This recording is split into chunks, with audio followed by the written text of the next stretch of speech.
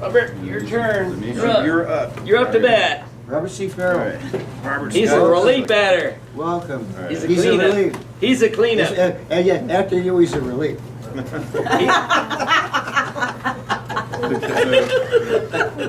So just okay. So there's a couple of things. As some of you know, one of the things that I like to do, I like to take texts and put them side by side and try and integrate them or whatever, because I want to be able to see a larger picture of things. I was gonna kind of spend maybe 5 or 10 minutes talking about the Agrapha and then spend the rest of the time with Thomas. But I think that I might just go ahead and give the Agrapha here a little more time and maybe put Thomas a little bit on the back burner today. So first of all, I just want to make sure, I think everybody has one of these, but this is these are CDs that you can listen to like in your car or whatever. If somebody doesn't have those, we'll put them on the table in the back. And yeah, if you do have one, like I said, I'll bring some more probably next week if I'm able to make it, just to make sure that everybody has those things on hand. But what do you, I have an extra CD. I've got one in my machine and one on the counter. Okay, so does everybody have one of these? I know. I need one. Go ahead and pass them around, or just if there's extra, Here. we'll just put Get them that on the around. table, and who knows, I might bring some more next week. If you'll open this, actually, first of all, let me point out that I've included a DVD in the back for anybody who wants to actually follow along visually. I've made two versions. The two versions that I've made are readable version. This is where you'll notice that in the Gospel of Thomas and a lot of the Agrapha, you'll see like Jesus said, Jesus said, Jesus said, Jesus said. If you're trying to listen to it and you keep hearing all the Jesus said and stuff, it kind of breaks it up. So in a readable version, what I've done is I've whittled that down to the bare minimum. Like you'll see a Jesus said when the person speaking or whatever changes or whatever to him, where it's necessary. Yeah. And maybe one or two instances where I've consolidated two sayings that were very much alike, but I put them in brackets. They look like little parentheses with little points on them. You know what I'm saying? That's to show you that I've taken and integrated. I think I've only done this with two or three different instances with this. But if you'll open up just the first page here, I want you to notice a few things structurally. Just structurally, where I got my sources, I've used three sources primarily. The Gospel of Thomas, which is the sayings gospel, lends itself very much to integration with the Agrapha, which are the isolated sayings of Yeshua that are found in the New Testament, the Apostolic Fathers. There's various sources for these things. Some of these things are found just as inscriptions in temples and on burial shrouds and just various places. They're just all over the place. So, for an example, if you look at like First Clement, that's very ancient, and the New Testament hadn't even come together as we know it at that time. Mm-hmm. So Clement is, and Jesus said this or that. He's basing it on oral teachings. Clement had been was probably converted by Paul and Peter. So that's an example, or Second Clement, where he's quoted from. You still have the oral tradition that was alive, and so sometimes these they call them the Apostolic Fathers. These writings from the first and early second century. So anyway, Okay. So, but what this represents is the sayings themselves proper, complete with their sources, like the introduction here. What I did was I went online and I bought books. I went pretty much to the ends of the earth as far as possible to find these sayings in various collections, to try to get as many of these as I possibly could. And then what I did was I ordered them thematically and to a certain extent chronologically, so that they would basically form a sensible document. And I think if you listen to it, those of you who have listened to it, I think you'll notice that there is substantial agreement, just how one saying seems to flow into another, flow into another, flow into another. When you read the sources here, this just underscores the diverse nature of these sources. Like you'll see that the first one's the preaching of Peter, the next one is the Clementine homilies, the third one is Epiphanius, the fourth one is the Gospel of Thomas, the fifth one is Justin's Apology, Epistle of Abgar, etc., all the way down the line. So by the way, Clement's mentioned in Philippians 4 verse 3, right? So this is something we know. Yeah, in the he is Bible. mentioned. Yeah, and so I just want to underscore the fact that if you have such a substantial agreement between sources from this age and this hand and this time and this place, just the idea that all of these things come together and form something coherent and cohesive, if you give it the time and the effort to actually order them. The fact that they're in substantial agreement with one another, and not only that, but if you listen to it, this is some of the deepest, most profound stuff that you'll read anywhere.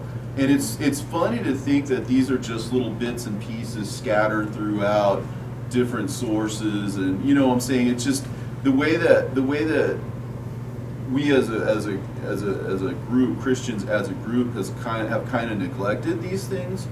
I don't want to say that it's shameful. I just think that it's sad, because these kinds of things I think should be celebrated. The commonality, the unity of spirit, the unity of thought. You'll find that they don't disagree with one another. You'll find that they don't contradict one another. As you're reading from one into the next, into the next, into the next, you're going to notice just how it seems like it's forming an actual document. Like it's something maybe a little bit akin to the Sermon on the Mount or something like that, the way that it plays out. And so I went to a lot of trouble to make sure that I was able to integrate them and read them in a readable form, as well as to keep them separate in terms of their full the full sense of them, along with their sources, so that you can actually go and research it yourself if you want to. Also, just the idea that that such a thing almost seems miraculous. It almost seems divine, and it's such a simple idea. Most of the really great truths are simple truths. They're just simple, obvious, in your face. And I made sure that what I did was I pretty much just copied and pasted. You'll see some of these things say thee and thou and thine or whatever, and some of them say you and yours and whatever, because I didn't want to play around with the text too much. I wanted it to be obvious that what I was doing was taken from source A and putting it there, source B and putting it there, so that you would have a sense that this isn't just something I tried to force, tried to shoehorn. You know what I'm saying? I try to leave them as intact as possible. There were places where I maybe tried to fill in a lacuna or something like that, but you'll see they're in brackets, and you can understand. So yeah, a lacuna is like when there's a hole in the text. Right. But scholars think they can reconstruct what was by the context and maybe other similar. The DVD that you have should play in just about any DVD player. Maybe if you have like one of the really old original DVD players, they may not play. But most of the DVD players now, they'll play different formats like MP4s and MP3s and stuff like that. So I put these in MP4 format so that you can actually just watch them on your TV or something. The version that I have here doesn't have the sources, and it doesn't have all the Jesus says and all that stuff, because I didn't want to interrupt the flow. I wanted you to be able to see how one flows into another. What you will find is that, generally speaking, you can tell one saying from another by virtue of the fact that it has quotation marks, like where the quotation mark starts and ends, that's one Agrapha. Where another quotation mark starts and ends, that's another one. Generally speaking, unless there's a dialogue between him and the apostles or something like that, which you can usually differentiate. But if you follow along with this, you'll clearly see where the lines of demarcation are. And another thing that I've done textually, a lot of you know about, is what I call the super gospel. I at first had entitled it "Living Jesus, Living Legend," but I didn't like the idea that I was calling that stuff legend, so I changed it to that because it was a gospel supercut. You know, it was Matthew, Mark, Luke, and John, plus all of the other Christian, you know, like the Proto-Evangelion of James, the Infancy Gospel of Thomas, the Gospel of Thomas, a lot of these Agrapha, all the ones I had at the time anyway, and you know, etc. The Gospel of Nicodemus, the Epistle of the Apostles, the Revelation of Peter. I integrated all of that into one single gospel that you can read from beginning to end, and that's It available. is really good. I have a copy of it myself. So it starts with the It's infancy excellent. legends, the background of Joseph and Mary, and it goes on to we call it the census or the herring of hell, right? Right. So it's got the whole story. It's the whole chronological story, order. and if I get a chance, if I can keep my burner working, I'm going to try to bring in some of those where I managed to put it all into one DVD where you can read the whole thing from beginning to end. You can follow along, read along version that you can play again on most DVD players. Is it on YouTube? Do you have it on? Yes, it's on So, my YouTube Apocrypha channel. File 1970. Yeah, Apocrypha okay, File okay. 1970. I'll probably have to spell that, but anyway. Means lover of Apocrypha. Right. And then the third basic text that I've integrated is 2 Peter and Jude, and I went and I included that on this DVD as well. good. So what I did was, because 2 Peter seems to be written either around Jude or in collaboration with Jude, it seems more like a commentary on Jude than anything else, because you'll notice that in the second epistle of Peter, where it parallels Jude, usually it says for angels who are you know greater in power, whatever, do not bring railing accusations, as if it's a summation. Whereas in Jude, it seems a little more detail oriented. Like it'll say, you know, and even Michael, the archangel, and he's specifying names and such. You know what I'm saying? It's not a summation. It did not bring a railing accusation against him, but said, and then he gives the quote. And whereas 2 Peter alludes to it by saying angels who are more powerful, whatever, do not bring railing accusations. The details in Jude. You know what I'm saying? So Jude seems more detailed, but it sort of begs the question as to why you write it around it at all. I mean, it's not like, Right. they're going to private school and Peter forgot to do his homework and borrowed Jude or whatever to whatever. I mean, there's got to be some reason for it. And so if you pop this into your DVD player, you can read that. I did a full visual on that where So- I took. Jude was most likely the earliest epistle. Mhm. So for some reason, there's a lot of things that are unique to 2 Peter, but almost all of the epistle of Jude's incorporated into 2 Peter. So probably a third of 2 Peter's is referencing the epistle of Jude. Yeah. Why do you do that? Maybe that the epistle of Jude was so impactful in the early church. Well, try to. Peter wanted to expand on it. So. Well, yeah, try to imagine a scenario where Peter's deciding to write an epistle to someone somewhere. I don't know if he envisioned it becoming part of the Bible or not. It's hard to get into his head on that.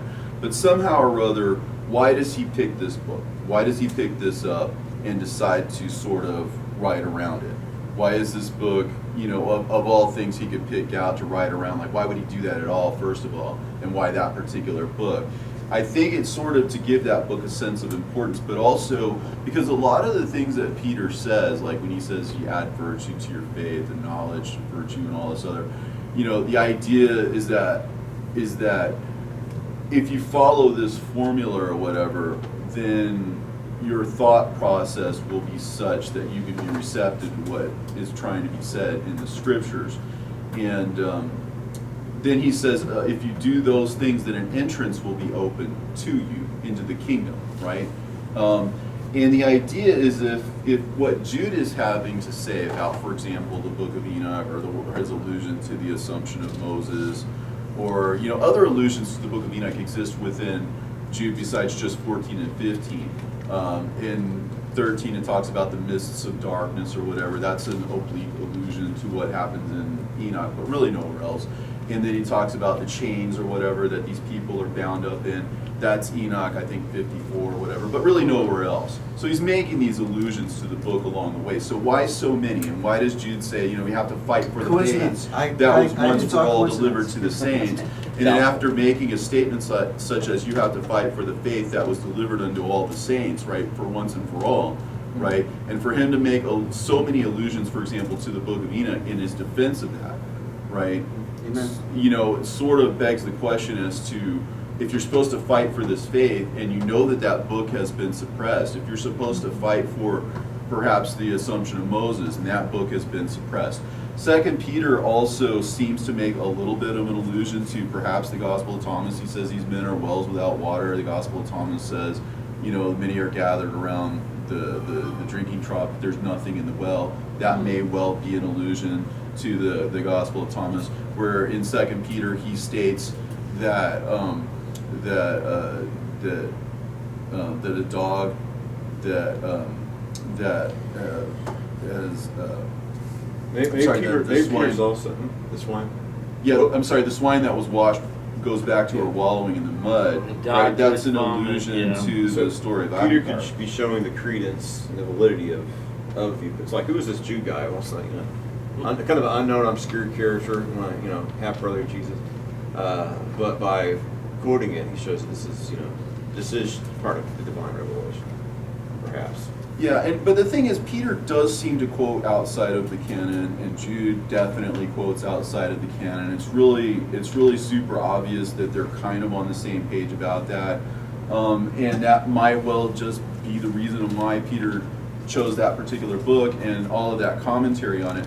But like I said, if you read the actual text, right? Because I've combined the two, right? And so again, you'll see Peter is in yellow. Jude is in blue, and then where they overlap, like where they use the exact same word, I made that green, so that you'll know that it's kind of from the same book.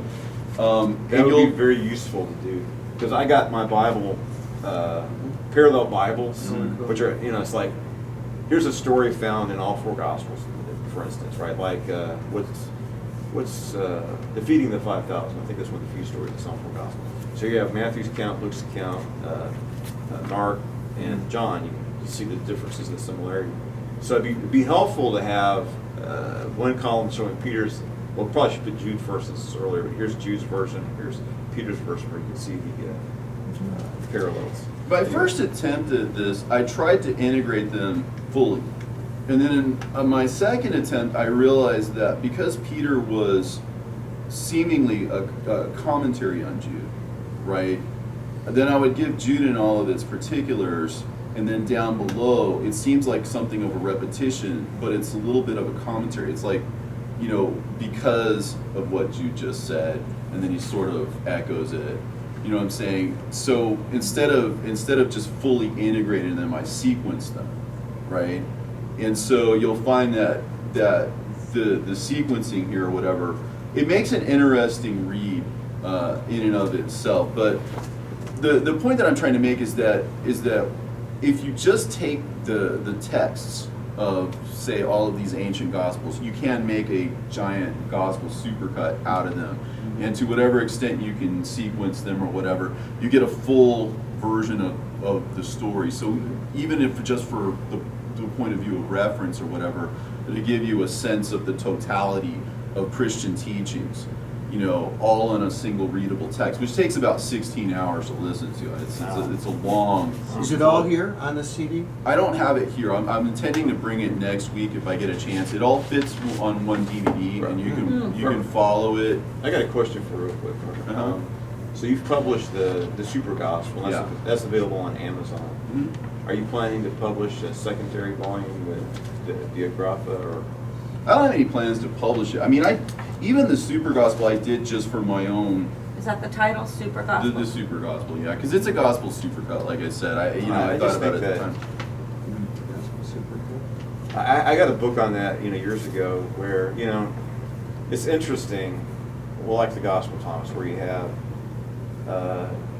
just like it is better to give than to receive. That's not in the Gospels. I think that's Jesus said that. That's in the book of Acts. Yeah. So there's a whole bunch of scattered statements. Like I said, in 1st and 2nd Clement, You know, they probably didn't even have access to certain, you know, this is 90 AD, you know, no one collected the Bible together, New Testament in one book yet, you know.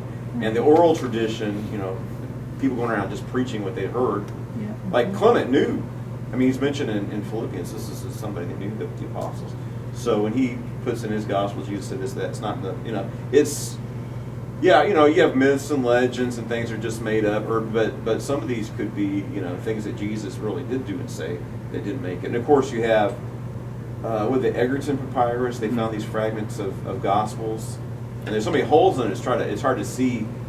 I mean, it's a lost gospel, and we only have like, you know, 5 or 6 pages of it. And it's like, you know, John himself said, you know, there are many things that Jesus said that I couldn't include in my book.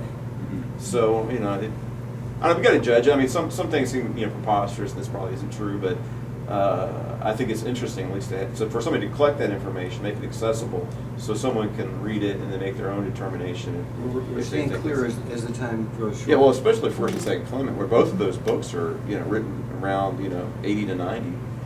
But anyway, all the things that I was saying, though, just seem like really super obvious things to do if you were just to study them. But what keeps you from thinking in those ways, like, you know, when John the Baptist says make his ways straight, you know, the idea is straightforward thinking, or to not have this sort of convoluted logic.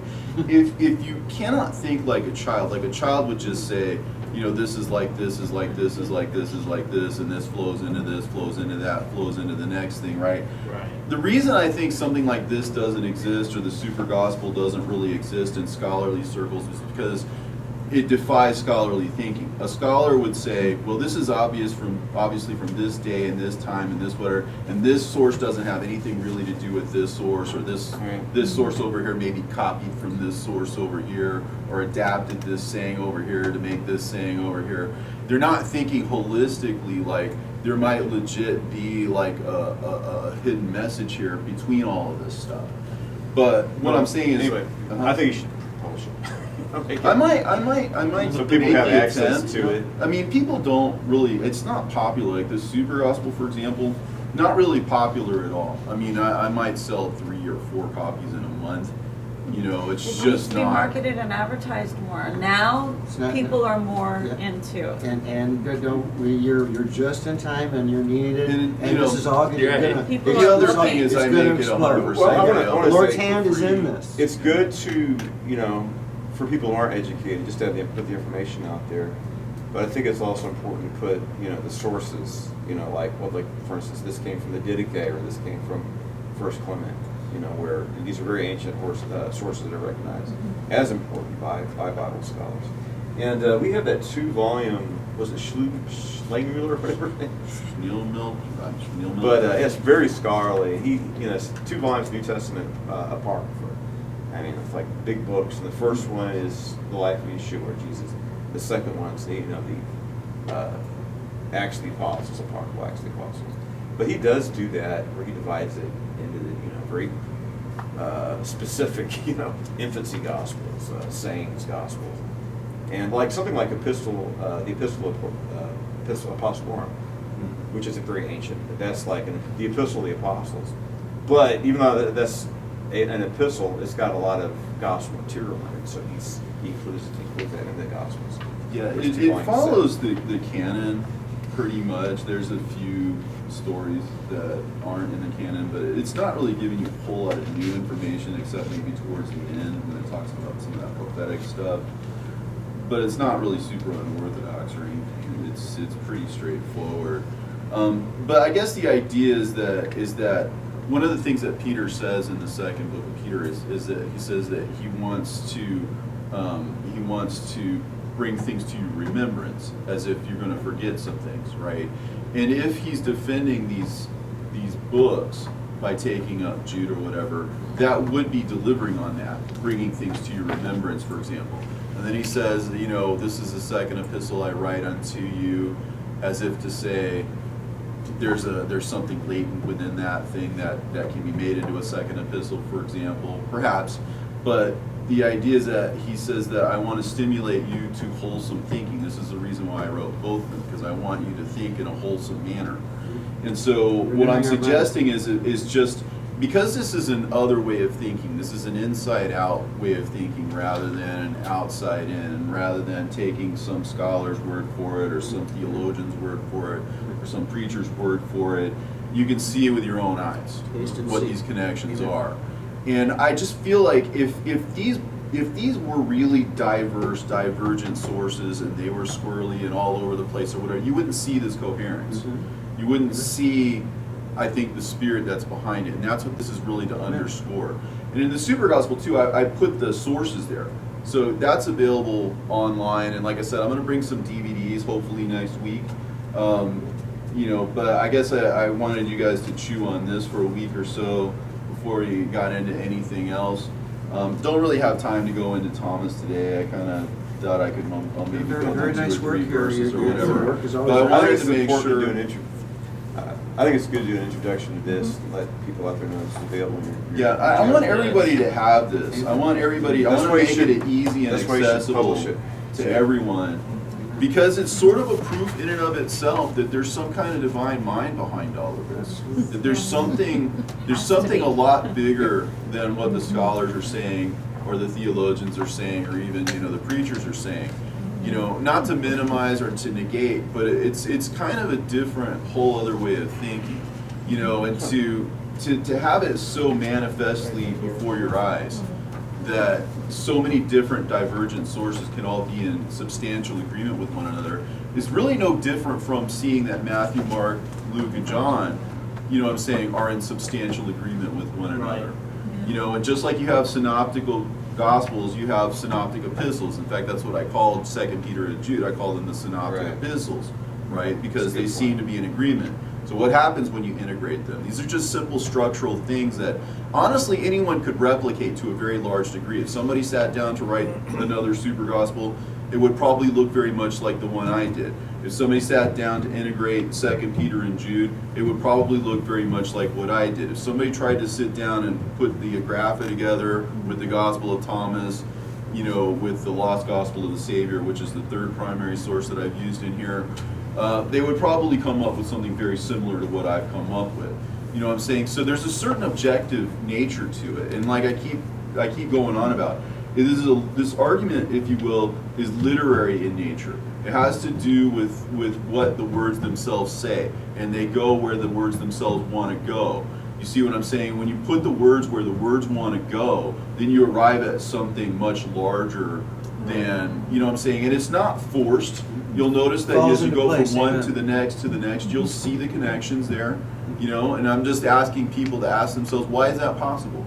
If this is all weird, goofy, off-the-wall stuff, it should be all over the place. Right. And it very much is not all over the place. It's very much an integral, linear, that's like making the way straight, so to speak. It's like, then what do you say to those people that are like, you know what, the powers that be, quote unquote, like King James, he wasn't a good guy, and he had his people translate it the way he wanted it translated. We have the scrolls, we have all the... And I that, don't think. well, It's I not- mean, King James wasn't a super duper upright person in a lot of regards. He did write a book on demons, by the way, not just the King James Bible. He translated the book of Psalms himself from the Hebrew. Uh, But I don't he's personally- bisexual and he's correct. Yeah, I mean, he might have been looking for some kind of redemption or something in A all nation of run this. by I'm not sure inbreds. quite what his motives so how were. far back do you go where you could say, okay, I know that this is the true word of God. Hence of the Dead Sea Yeshua, Scrolls. I think there's and always not going to be a little bit translated- of murkiness there because there are so many sources. One of the things about it is that with the King James version, what you'll have a lot of what's called the Textus Receptus, which is a lot of sayings and stuff that you don't find, for example, in the Alexandrian texts. Right. You know what I'm saying? So it's fuller and more complete. You know what I'm saying? And so there's always going to be controversy and arguments about that. It's really hard to. But evidence continues to mount. Modern scholars, they think. But that's why I try to underscore the fact that it's. Take the story. This is about an apocryphal story. What scholars would consider this the woman of sin, right? Let him as without sin throw the first stone. That story, that resonates with people. Very powerful story of Jesus. But what had happened is scholars don't believe that was originally part of the Gospel of John. That was an account, a story that's just floating out there. And in some ancient texts, it's actually found in Luke. In some, it's John doesn't have it, and then it's found in John. I think that what had happened is this might have been an independent story. It might have been from Papias's discourses on the oracles of our Lord. And I think what happened is the church wanted to canonize it, but it'd be kind of weird to have a, one little story by itself. So it was stuck into. So nowadays you could argue,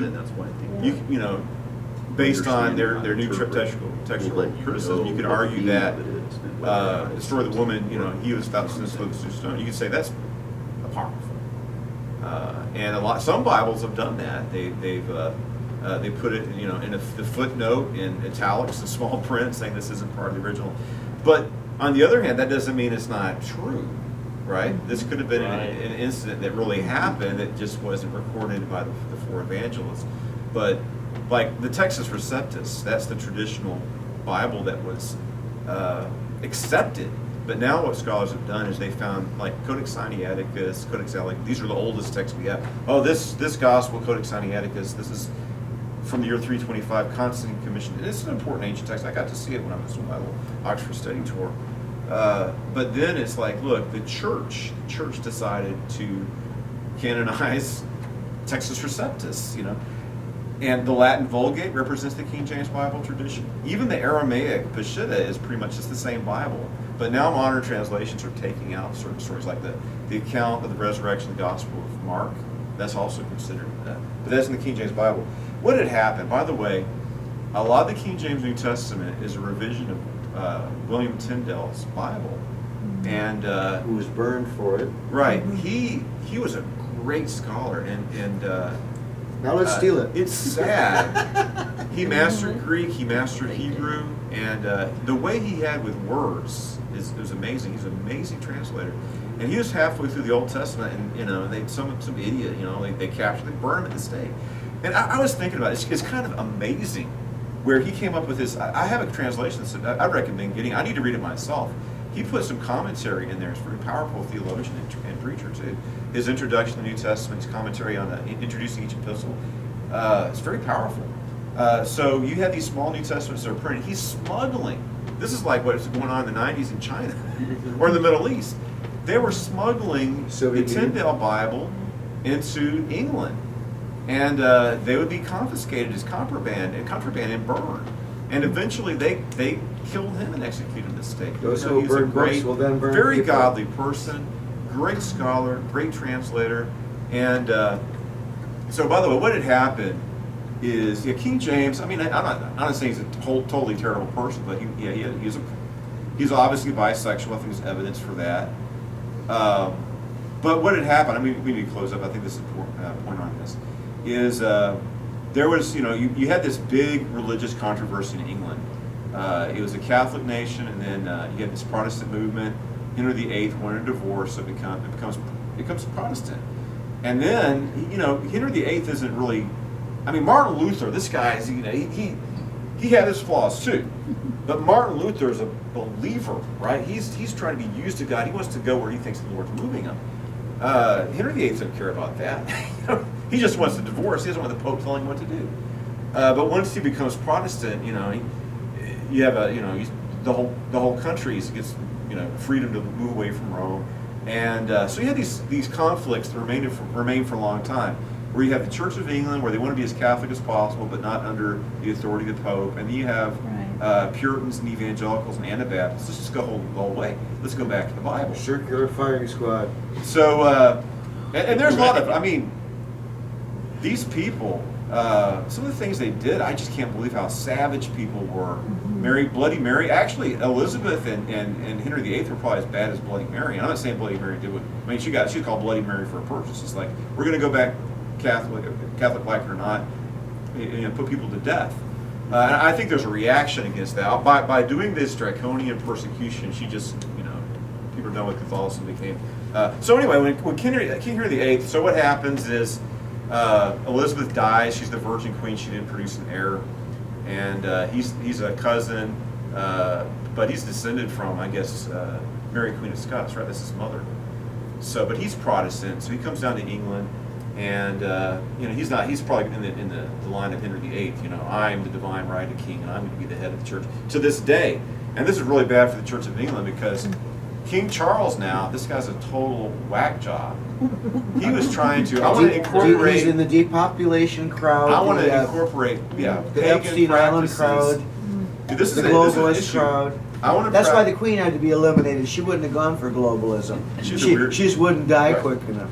So she had her issues too, but I think she's more respectful of the Christian tradition than he is. They couldn't have gone And as- globalist without the Queen. The Queen was her death was hurried up. Just like I wonder about Justice Scalia. Scalia, absolutely. There's a big pillow. They didn't even bother moving the pillow from his head. They just left Yeah. it there. No, we got a bunch of dead people going back to the JFK assassination and more. And Patton, So, anyway, let's get to the King James Bible. So, and I'm going to close this time for the worship, but I think this is important. So, what had happened is they had a council. He's not interested in real reform, right? So, but what had happened is the Geneva Bible, we don't even use it too much. That was a popular version.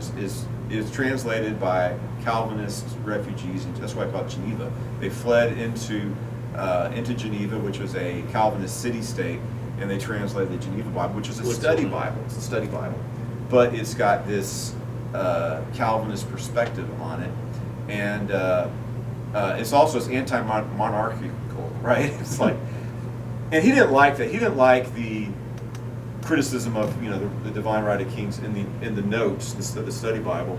So what he did, and God can use. Look at in the Bible, King Cyrus. He was a Zoroastrian. He wasn't Israelite or Jewish, but God said, he's my Messiah. I mean, this guy's not even he says he doesn't know what I'm doing. I'm using him for my purpose to restore. This man is going to restore the nation of Israel and rebuild the temple. But he doesn't even believe in. He doesn't understand who the God of Abraham, Isaac, and Jacob is. I'm going to use him anyway. That's what it says in the book of Isaiah. So King James becomes king, and he goes, you know what we need? I want a Bible without notes. No commentary. Listen to these notes. Just the text of the Bible. So it's like, what I want a translation of the Bible with no study. And then the translators came to him and said, we want to cross references, and then Footnotes. sometimes the Hebrew, the Aramaic, and the Greek, it's got more nuances. You can't translate with one English words. So we need, in certain places, we need, in the Hebrew and Aramaic, it could be understood this way. So he did that, or authorized it. He didn't directly translate it himself. It was, scholars in Cambridge and Oxford translated it for him from the Hebrew, from the Aramaic, and from the Greek. And they decided to include the apocryphal, we call it the so-called apocryphal text, like Maccabees, and they put that between the Old and New Testament. So it's a good translation, honestly. Sometimes But they decided we can't call it a green horse. We have to call it a pale horse. When the word is chloris, it's green. Another thing that's right now There's no such thing as a green horse. Let's we call got it to a pale resist horse. some of this political correct stuff that's going on. Just take a theological term like Son of Man. Sometimes the Son of Man, the child, they try to do it in a gender neutral way. It's like, what do they say? Child of humanity, the human one. The That's cup what of his they're wrath translating in modern overflows. translations sometimes because they got this gender neutral idea, and that's bad because in the Aramaic of Daniel, the Son of Man, and then in Enoch, this is an important theological term, and you can't even how are you supposed to study that term if they translate it in an inaccurate way because of this political ideology? I saw this thing very disturbing. But in England, they have the Institute of Anglo-Saxon Studies. They're changing the name. Oh, that offends people. But they're talking about they're studying like Beowulf, and they actually, this is kind of interesting. In the old English with Beowulf, they actually translated Judith into Old English. The same manuscript that has Beowulf has the book of Judith in it, this Anglo-Saxon. So they're really saying medieval English studies. It's like there's nothing wrong with the term Anglo-Saxon. You have the Angles and Saxons and Jutes. They're our forefathers. These Germans that migrated into England, and we can't even talk about it. These people are nuts. The thought police, the language police. You can't even study history or the Bible. It's all psychological warfare. So- It could drive you nuts, and it's working. Right. So, what was I saying? So anyway, sometimes I look at a troublesome passage of scripture, one that's difficult to understand, And we've had a lot of important discoveries that the translators of the King James Bible didn't have in front of them. They actually did consult as many ancient texts as they could, but like the Dead Sea Scrolls, they didn't have access to that. A lot of advances in linguistics, but be that as may, sometimes, and there's, like it uses Easter, it's not perfect. I'm not saying the King James Bible is perfect, but a lot of times I'm looking at this passage of scriptures like, what does this mean? Let me see what the King James says in the modern translation. Okay, I'm going to consult the Hebrew. And it stands up as an accurate translation of the Hebrew. It's as accurate and reliable as, a lot of, New Living Translation. It's a good But translation. using Lord anyway. for the divine name, and although Jehovah does appear in. Right, I got this. This is actually, I think this is helpful to have the Jerusalem Bible. It uses Yahweh in there.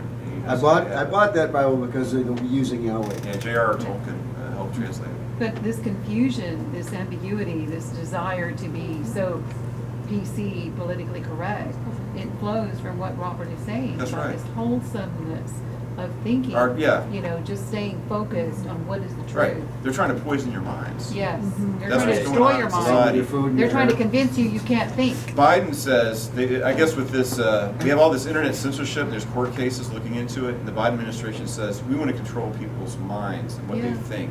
It's our cognitive infrastructure.